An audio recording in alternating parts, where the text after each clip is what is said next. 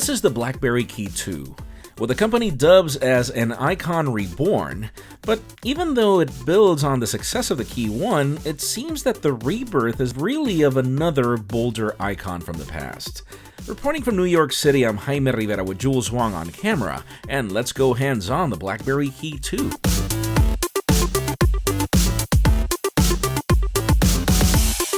The BlackBerry KEY2 retains many of the fundamentals of the KEYone, like the fact that it's not joining the race of uniformity with competing Android phones. Instead, the famous form factor that we praised last year makes a return, reminding us that its primary focus is to be a communicator. Now, you'd have to hold the KEY2 to understand just how different it is to last year's model. At launch, we have two color options, silver and black, with the silver one being my favorite. It's a tougher build that actually is far slimmer and sleeker. We have the same stippled back, but a boxier aluminum finish surrounding it, and also rounder buttons on the side. Call it more of a refined product if you may. One of my favorite improvements is the keyboard. I like the KEYone, but the keys felt mushy to me, making the learning curve steep. The KEY2 keyboard is now matte, with key presses feeling more flexible. It almost feels like the Icon Reborn is the bold 9900, as this keyboard almost feels like a throwback to one of my favorite phones of all time. The spacebar continues to be the fingerprint scanner, thankfully. Gesture support makes a return for navigation. You can still map shortcuts to all the keys for added convenience, and there's even a new speed key that allows you to jump into these shortcuts without needing to leave the app you're on, sparing you the need to go to the home screen.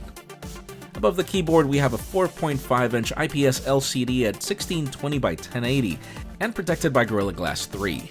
The navigation keys are now only visible if you interact with the phone, which I actually like. We have new dual cameras at the back, both 12 megapixel, one being your standard wide RGB with 1.28 microns on the sensor and f1.8 aperture, and the other telephoto at f2.6 aperture and standard size microns. The front-facing camera is of 8 megapixels for selfies as well. Its internals are based on the more power-efficient Qualcomm Snapdragon 660 processor, 6 GB of RAM, options for 64 or 128 gigs of expandable storage, a whopping 3500 mAh battery that supports Qualcomm Quick Charge 3, and there's even machine learning features that help this phone last even longer.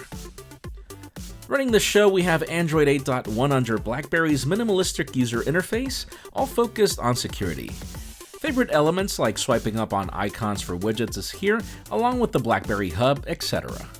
DTech receives a major upgrade, with a more intuitive user interface and a bird's eye view of what permissions you've granted to which applications.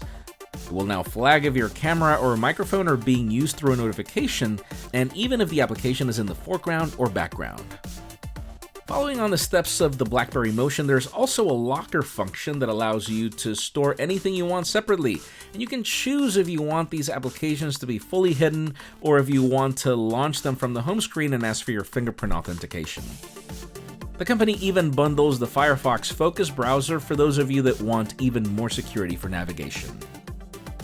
So yes, this is the BlackBerry KEY2. My first impressions are that this is definitely a bold upgrade to one of our favorite phones of last year. But to learn if it's right for you, stay tuned, as our full review will be coming in the next few weeks. While you're at it, make sure you follow us on social media and subscribe to our channel for more videos like this one. You can follow me on Twitter, Jaime_Rivera, on Instagram at Jaime Rivera. Please give this video a thumbs up if you like what you saw. I'm Jaime Rivera. Thanks so much for watching. We'll see you with the next one.